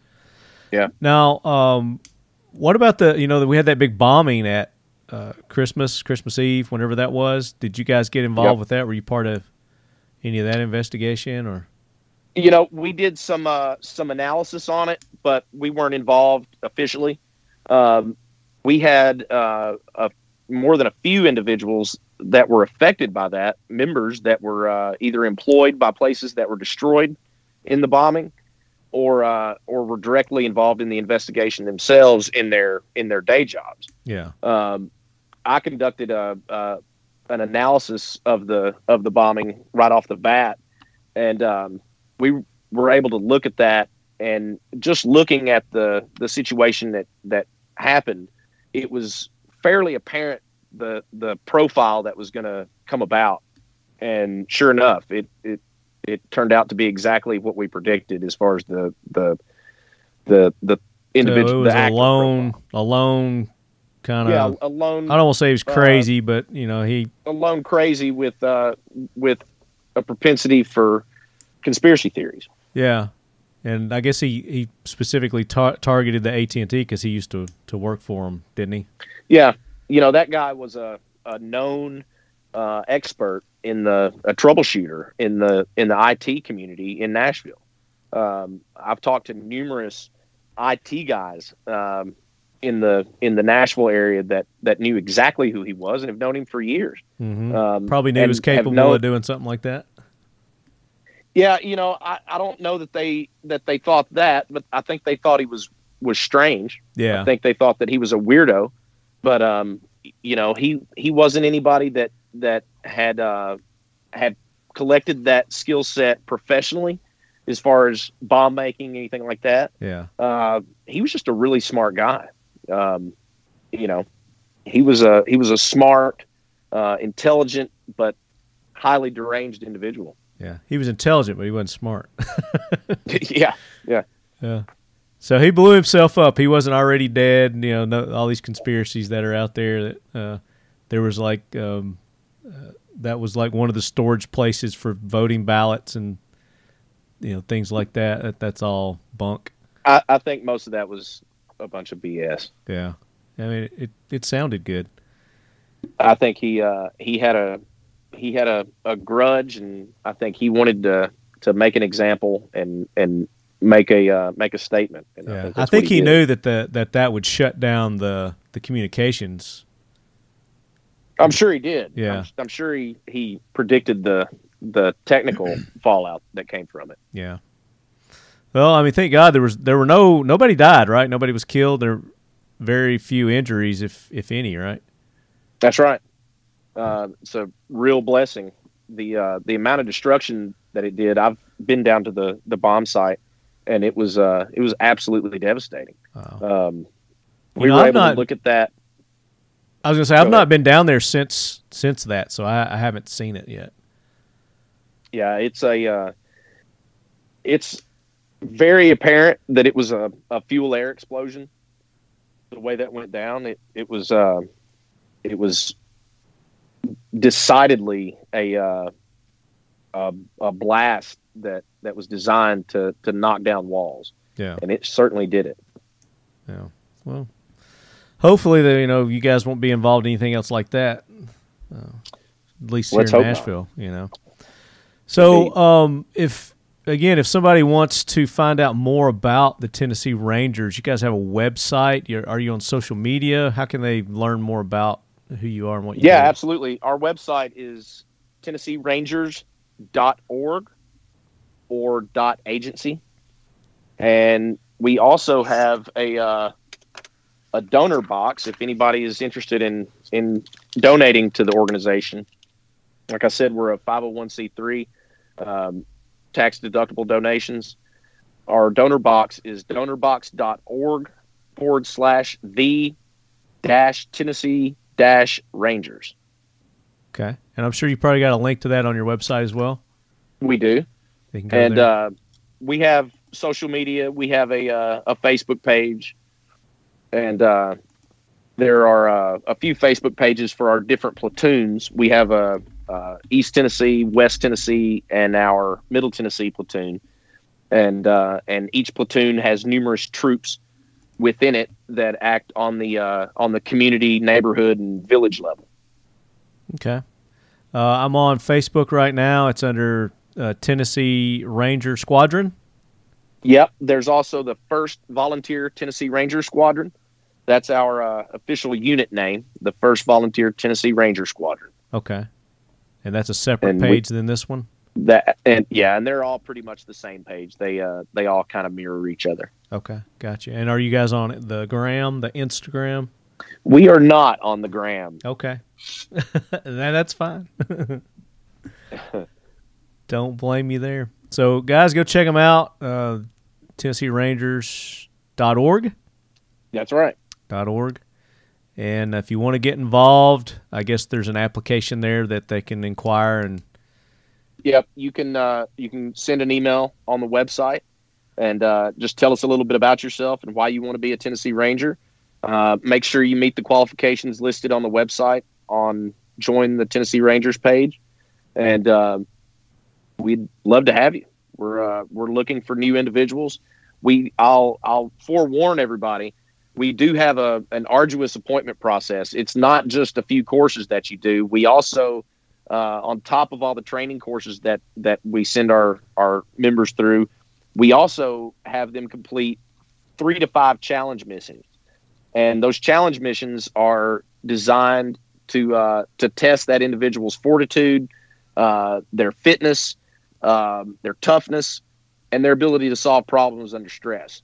We tend to wake guys up at 3 a.m, give them a grid coordinate to find on foot, and then they do 8 to 10 miles, in the early morning for their first part of their mission. We've got a very arduous appointment process to be a Tennessee Ranger. It's not easy, and it's not just a sign up and you're a member. It's a real process that we're looking for individuals that are tough. We're looking for individuals that are resilient and that have hard skills. We're looking for individuals that know how to solve problems. So if somebody had maybe a particular skill, they might be able to, waive that 10-mile hike. We may. We've got some. We'll work with it. We tailor our our challenge missions for the individual. Yeah. Well, I'm a certified diver.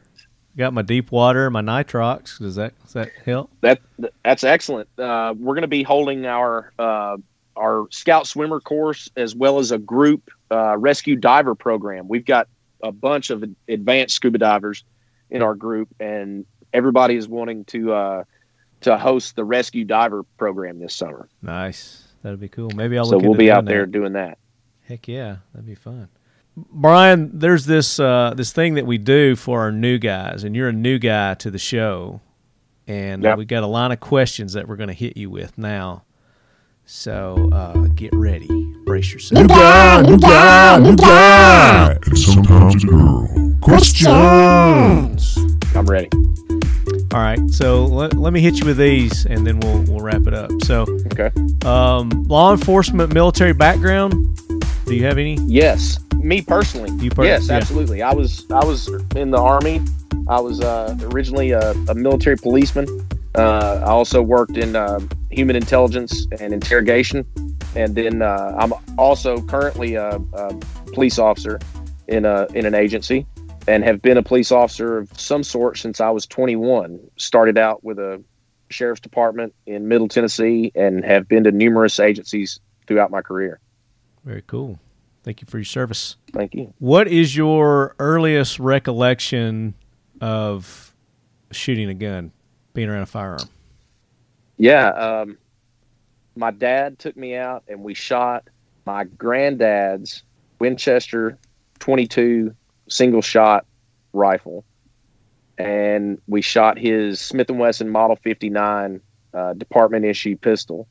Huntsville, Alabama Police Department pistol. They were shooting the Smith & Wesson Model 59 at the time, and I believe they were the first department to get semi-automatics in the Southeast. Oh, cool! And he still got it, and it'll be mine one day. Nice. It will be mine. Tell us an interesting story dealing with the executive protection. You can leave names out if you want to, but one that comes to mind, what's a interesting story about one of those events? Well, let's see. We had a guy a guy pulled a knife in our red carpet line in London on and this is actually mentioned in another podcast. Okay. That I did with NPR on one of my clients, and they actually touched on it because they were filming the NPR special when it happened, when it occurred. Oh, okay. Guy, just a local vagrant from the street, approached our red carpet. He was in a bulky jacket, a bulky coat, and he came to the edge of the red carpet, started yelling. I approached him, and he immediately pulled a linoleum knife out. And linoleum knife. Because knives are illegal there, aren't they? Yes, they are. And he had this linoleum knife. He had sharpened it into an arrowhead point. So it had one of those wooden knife handles, but it was shaped like a trowel or an arrowhead. And he took a short swipe at me, and my partner, who was a British squatty, he's a British EOD specialist. He hit him with that full rugby shot, and took him down in a full bear hug, clamped the knife up. We handed him over to the Met Police, and Met Police took him out. So they took him into custody, and we never heard from him again. That's cool. That's interesting. What about anything firearms related? Have you had any firearms encounters? Yeah, I've taken guns off a bunch of folks. So when we're doing meet and greets, we'll conduct an explosive detection for a large meet and greet line to take pictures or get an autograph from a celebrity on tour. And we'll run that dog down that line of fans, and just to search for explosives or firearms. And typically we pull 2 or 3 firearms out of the line at every show. especially when we're in the South or out West. Yeah. We find tons of guns. And usually it's just folks with a handgun permit and, they're carrying their gun, and we tell them, hey, I'm sorry, you can't have it in the venue, and they take it back. Or you can't have it in our meet and greet line, and they take it back and come back another time. Yeah. But every once in a while we'll find somebody that is actually secreting a firearm in an effort to actually sneak it in or what have you. And we've had a couple of those. I've had guys on movie sets. I had an extra on a movie set one time. He kept wanting to get close to the client, who was one of the stars of the movie. Uh-huh. And the individual, I kept talking to the individual, trying to see what he was up to. And sure enough, he ends up telling me that he has his 38 in his pistol, or his 38 pistol in his pocket. And he also had a switchblade. Okay. And he pulled them out and showed them to me. Literally pulled his 38 snub nose out and held it in the palm of his hand. And I just gently grabbed it, and like I was going to look at it, right, and just stuck it in my suit pocket, and had the police officer for the movie set come over and check everything out. And we had him removed from the movie. And well, of course, I would hope so. And that was the end of it, But you have those situations like that, but sometimes they're not. Do you give his gun back at that point, or does it go? He got his gun back. He was legal. Yeah. But he was just a strange individual that may or may not have had an agenda that day. Yeah. You never know. And if you do your job right, you don't find out whether they had an agenda. They pretty much let anybody come in and do extra work. They just bust, they do. They just bust them in. I've done it. I've done it a couple of times myself. When it comes to pop culture, what is your go-to? Whether it's a movie, a TV show, maybe a book, or music, whatever it may be. What do you like to go to just to relax and? Man, I like samurai slasher movies. Shogun Assassin, Lone Wolf and Cub. Zatoichi. That's I like that stuff. You're going old school with that stuff, huh? Yeah, I like that. Samurai. And I like Jeff. I like Jeff Cooper too. Colonel Jeff Cooper, to ride, shoot, speak the truth. And he's the founder of Gunsight. He was a real legend. He was a Marine Corps World War II vet, and an absolute master of the handgun. He just about everything you do, from the type of holsters you use to the draw stroke and the stance that you use, all comes from Colonel Cooper in some way. Very cool. So, what about a movie? What's your go-to movie? Don't say Bodyguard. Let's see. Besides the Bodyguard. Besides the Bodyguard. 9 to 5 don't count either. No. I liked Smokey and the Bandit. There you go. Yeah, Smokey and the Bandit's good. But I tell you, my favorite go-to movie that's not a martial arts movie or a samurai ninja movie or something, probably Lonesome Dove. Lonesome Dove. Lonesome Dove's one of my favorites. Who's that? Who's in that? Oh, Robert Duvall and Tommy Lee Jones. That's right. Yeah, it's Augustus McCrae and Woodrow Call. Are you into the John Wick movies? Rangers. I like the John Wick movies. Yeah, I thought they were great. Pretty good. Yeah, pretty good stuff. Yeah, they were really good. John Wick and I are actually fairy god cousins. John Wick, as in Keanu Reeves? Yeah, Keanu Reeves. Yeah, we're Keanu Reeves' mom was a very notable dressmaker in Hollywood back in the 70s and 80s. Okay. And when Keanu was a little boy, I was a little boy, and his mom made a bunch of Dolly's dresses. And he used to go over and hang out at Dolly's house while his mom was sizing Dolly and stuff. So we're like fairy god cousins. That's cool. Do y'all talk? No, not really. Not really. I've seen him at different events and stuff, and we've met. And he's a nice guy. He's super, super, super nice. Yeah. And he's a from what I hear, a machine on the jiu-jitsu mat.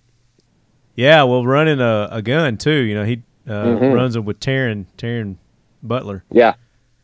Yep. So yeah, he's a machine. Yeah, he's a nice guy. I like Keanu a lot. So, what is your next?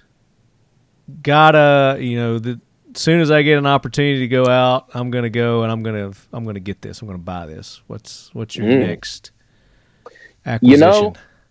I want to jump into chassis guns. Oh, okay, interesting.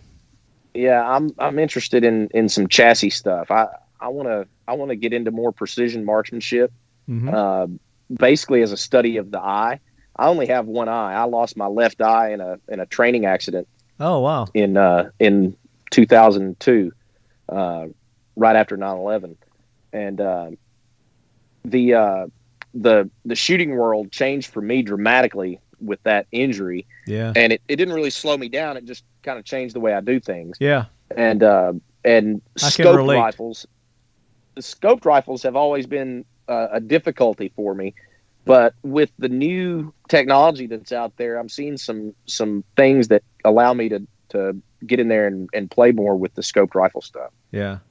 I had a cataract in my eye for the longest, and it was like being blind for several years. And then I finally got it operated on. They fixed it, and I can see now. Lucky for me, but you don't have an eye at all. So, but I can relate. Yeah, my left eye is a prosthetic. I wore an eye patch for years, and my wife made me stop wearing it because I looked like a pirate and I got flirted with all the time.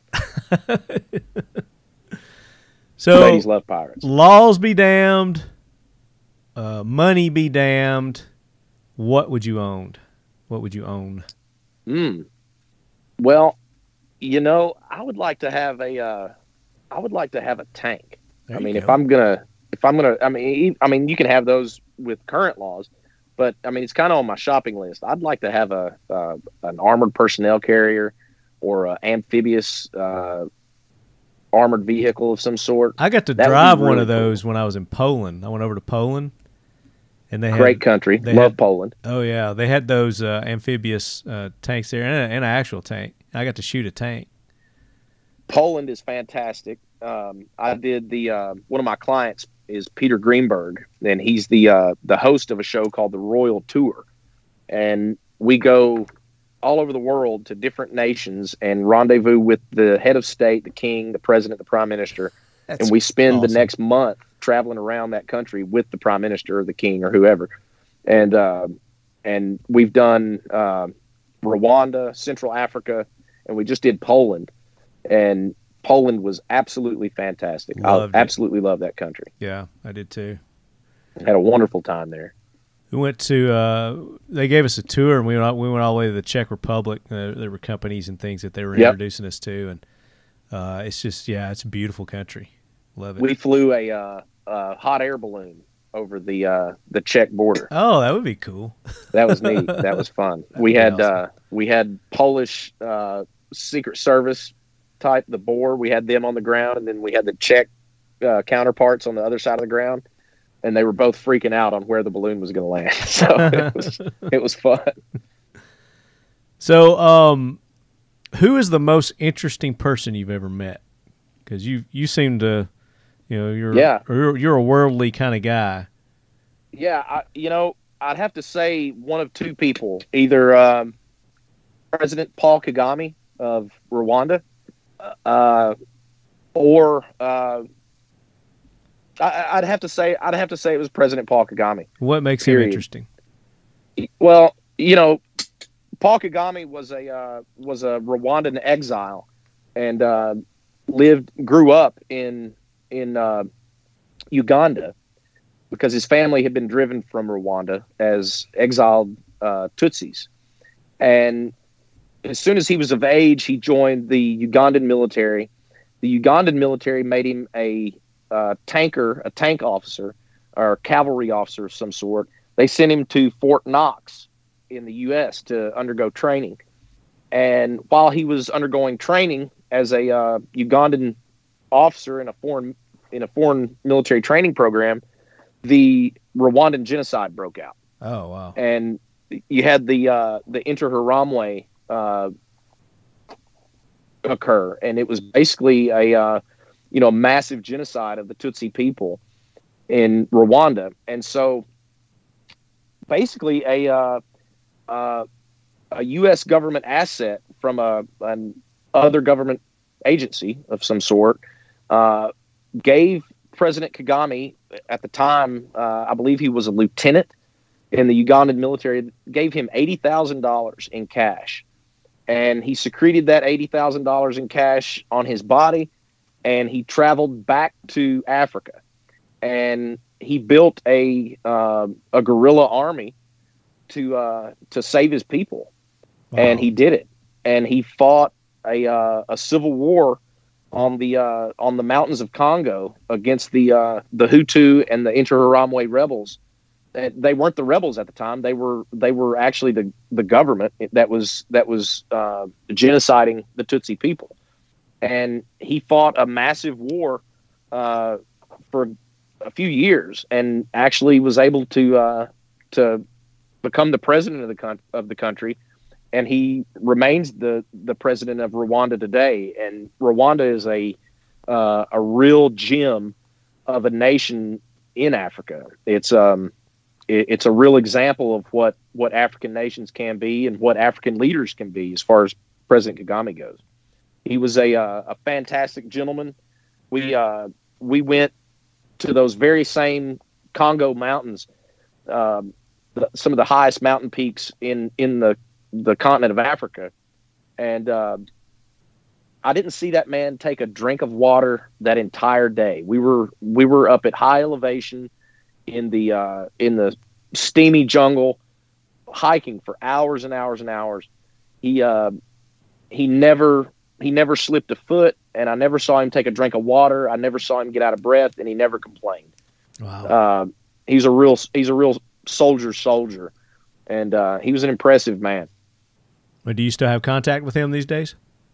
I have contact with some of his staff, right? And I don't communicate with the president himself, but some of his Rwandan Republican Guard are some of my very close friends.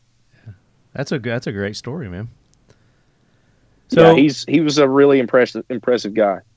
If you could spend the day at the range with anyone or any group of people, they could be dead, alive, fictional, who would you like to spend the day at the range with? Okay. Can I pick multiple ones? Yeah. Like have like a training group? Absolutely. Like a dream team training group. Yeah, I love that. Yeah. Okay. So I'm thinking Charlemagne, Genghis Khan, okay, Bruce Lee, and Colonel Cooper, of course, Jeff Cooper of Gunsight, and probably somebody, maybe Carlos Hathcock. That's an interesting mix of cats right there, man. Like that. We're gonna do some training that day. Yeah, you are. That's the range day I would like to attend. Yeah, the Genghis Khan block is gonna be fun. It's gonna be messy. Can you imagine putting a firearm in his hand? He might just want to keep his bow. He might, yeah. He's like, screw that. Look at this. Very cool. All right, very good show, man. That's probably one of the more interesting new guy question segments that I've done. I really like that, and I did hit you with a couple of different questions that I haven't normally asked some of our guests, but you did great, man. That was awesome. Well, cool. That's my second podcast. I did that one with NPR, and yeah, they don't count. Yeah, that NPR. No, thank you. Yeah, absolutely. I was nervous. It's over with. We definitely got to have you back on because it sounds like you've got a lot more stories that we need to tell. Man, I'd love to anytime. We definitely will do that. Maybe we can meet up at Royal Range sometime. I think that'd be great. And not to mention, let's have you out, man. Let's get you rangered up. I would love to, man. I would love to. I don't think I could maybe pass some of your physical requirements, but we'll see. Well, I think we might be able to fulfill some of your challenge missions by virtue of marketing of other things that I've got, other talents. That's right. And it's a great organization. I love what you guys are doing. Again, Leadheads, check them out at the TennesseeRangers.org. And they're on the Facebook under, just search that, and you'll find a couple of different Facebook pages for them as well. And you can shoot me an email, talkinglead@gmail.com, and then I can forward it on to Bryan there too, and he can get in touch with you as well. But as always, Leadheads, make sure you go and support those that sponsor this show. Use those discount codes when we give them out, and let them know how much you appreciate the sponsorship. SEAL1, SEAL1.net, Mission First Tactical, MissionFirstTactical.com. They've got a slew of products. I was on their website the other day, and there's several new things on their website that David hasn't even told me about. They've got the new 308 polymer magazines available. They've got some new holsters. They've got the pepper sprays that are available. We had him on. We talked about the different types of pepper sprays and things that they've got there, the non-lethal means of protection. And then, of course, you can go there and get the Talking Lead logo dump trays and tactical wallets that they're making specifically for you Leadheads. And if you want to have some sort of custom logo or something put on your wallet, your dump tray, whatever it may be, get in touch with them. They can do it there as well. Mission First Tactical. And then, of course, the good buddies over at Keltec. Go show them some love on the grams. Let them know how much you appreciate it.